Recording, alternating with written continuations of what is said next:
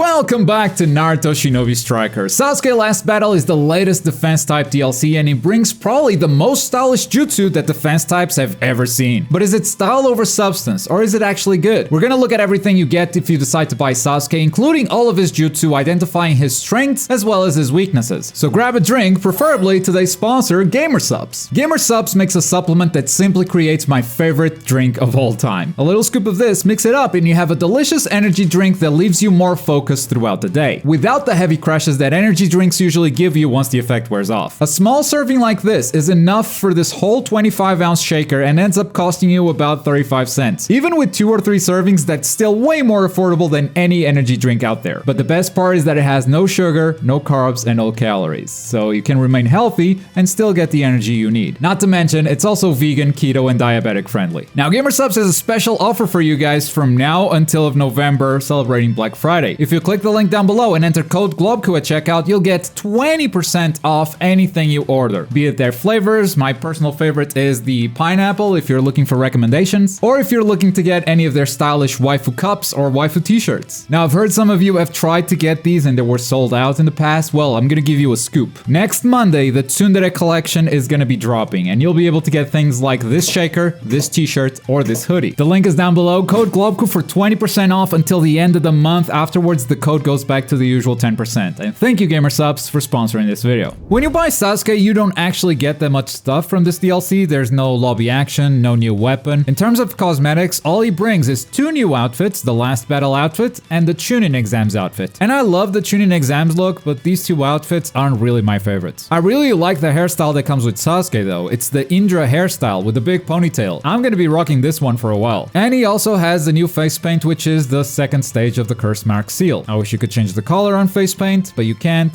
so this one's also a hard pass from me. Now, he may lack in cosmetics, but he makes that up by bringing a new substitution for the game, the Space-Time Hop. It's got a 25-second cooldown, meaning it's a really short cooldown, the same as Swift Step and Shadow Clone. Not the shortest in the game, but really good. And it doesn't just substitute, it also gives you invulnerability for a little time after the sub. It works a bit like Kamui, so after substituting, you are actually completely safe. Attacks will just go through you. The description of the substitution says that you're more vulnerable to attacks after that invulnerability runs out, though personally I didn't see any debuff or notice any bonus damage taken. That said, it's possible that it is there and the debuff arrow just isn't showing up. Really solid substitution, every class type can run it. I don't think it's a requirement for any class type, but it sure seems very useful, especially for heal types. That extra time with invulnerability might just save you from some really tough spots. But let's talk about his jutsu. First up, Flying Thrust, Heavenly Hand Power. Sasuke will throw a kunai, and with the second activation of the jutsu, he will swap places with said kunai and follow up with a Chidori dealing damage. You can't delay the second activation too long. The second phase of the jutsu activates pretty fast even if you don't press anything. But this might be the most stylish jutsu that defense types have ever gotten. I'm really a sucker for position swapping. But is it actually good? Well, it has its upsides and downsides. First of all, it deals decent damage, and depending on the distance, you may even be able to extend a combo. It works similar to the Chidori in that sense. I found the best time to use this is literally as a counter. Whenever you see opponents flying towards you with the attack button, this just shuts down their approach. It also has very good tracking. After you swap places with the kunai, it's very rare for this thing not to hit an enemy if they are in range. It also travels quite a bit, so if you're a defense type and you want to capture a flag, not only is it good for actual fighting and capturing the flag, it can also help you carry it. You gotta make sure you delay the button between the kunai and the teleport, because the kunai needs to travel to give you a bigger distance on the teleport. The Chidori itself is not going to carry you very far, but the Chidori plus the kunai distance, that can definitely carry you for a bit. Now, for the downsides, the biggest one is, in my opinion, how inconsistent it can be if you clash with an object. Let's say a wall. If you clash with a wall, then you will swap positions with the kunai, but the Chidori won't come out, and this can be really infuriating. I found that when you're surrounded by walls, the best thing to do is just mash the jutsu button, so you teleport almost as soon as you throw the kunai, and that usually makes it work normally. Another downside is that this ability can get easily interrupted if you delay the swapping. After throwing the kunai, if you get hit by an enemy attack, then you've just wasted the ability and are now waiting for a cooldown. So in the chaos of a team battle, it's really easy to get interrupted while using this ability. But overall, I think that just makes this jutsu a bit more balanced. I think it's pretty strong, but since you gotta be careful when using it in tight spaces and how easy it is to interrupt it, I think it ends up being a pretty well balanced jutsu that just looks cool as hell. Moving on to Sasuke's second jutsu, the Susano Armor. Activating this surrounds you with Susano for a long period of time. You will auto-guard any incoming attacks. No matter how much the armor gets attacked, it doesn't lose durability and it cannot be guard broken. So you can do whatever you want while this is active. You can throw other jutsu, you can combo, and if you get attacked while doing any of that stuff, you will automatically block the enemy attacks. Sounds absolutely broken, and I do think it is strong, but this ability also has a lot of counters. Basically, everything the game considers an unblockable attack will go through the Susano Armor, and better yet, it will actually deactivate it. And there are a lot of jutsu that are unblockable. Mind Transmission, Tsukuyomi, Thunderclap, Sun Strike, Rasen Barrage, you get the idea. Even without trying, the enemy team will probably be running some counter to this by accident, simply because there are way too many. Guard Break Jutsu do not work though, it has to be an unblockable ability, so things like the Majestic Fireball, Truth Seeker Orb, or Almighty Push, you will be safe from all of those because those are guard breaks. But that makes this jutsu not completely broken as it might first look, since it has a ton of abilities that directly counter it, but it definitely has its uses. A lot of these unblockable abilities are hard to hit with if you're running away. So if you're running away with a flag, for instance, it can be hard to stop you. No kunais can touch you, no attacks can touch you, most projectiles will also not work. It can be a safe way of carrying the flag. Plus, you can launch any other jutsu you want while protected by the Susano. And that sounds absolutely busted, I agree, and I'd say it would be busted if it was on any other class type. But when you look at the jutsu that defense types already have available, most of them already had armor. I could see this being an issue if it was an attack type, heal type, or range type jutsu, but for defense types, it's just more armor for a class that already had it. Still, some combinations are an absolute pain to deal with. It can be really annoying to fight against this, and I think it's a strong ability, but not completely busted, which might be the first impression. And with that, we move on to his ultimate, Indra's Arrow. Sasuke summons the Susano, drawing power from the tail beasts, and fires an arrow followed by a lightning strike that pretty much kills anyone in the area. This ultimate is a one-shot ability, but I don't think it's great. First of all, it builds ultimate charge really slowly. You're gonna get this ultimate once per match, sometimes not even that. And second, this is an ultimate that's really hard to land unless you catch the enemy team by surprise, because the activation before the damage hits takes so long, making it an ultimate that's extremely easy to dodge. Basically, in terms of gameplay, this is the same ultimate as Madara's Heaven Concealed, but for defense types instead. You will jump up, watch a big animation, and then a pillar of death will fall upon the stage. I was able to get a few multi-kills with this, but it was always because my opponents were focused on some other teammate. Every time they saw me do it, they had all the time in the world to simply dodge it. And for that reason, I don't think this is a very good ultimate. But who knows, maybe it can be buffed in the future, maybe build ultimate charge faster at the very least, because right now I see no point in picking this for defense types. And that's what you get if you decide to buy the Sasuke DLC. Two very good jutsu, and in my opinion, a bad ultimate. You also get a really good substitution though, so this DLC may appeal to more than just defense type mains. But before I go, I have to praise once again the amazing work they've done on Sasuke's moveset. His combos look so good, and once again just make me wish we could pick fighting styles for our created characters. His moveset is really stylish. But if you guys have tried out Sasuke, I'd love to know what you guys think of his abilities. Also, if you've got any loadout ideas you want to share, I might take a few of those into a future video. And don't forget about today's sponsored gamer subs. From today until the end of November, code Globku gives you 20% off anything you purchase. And as always, thank you very much for watching. My name is Globku, and I'll see you next time.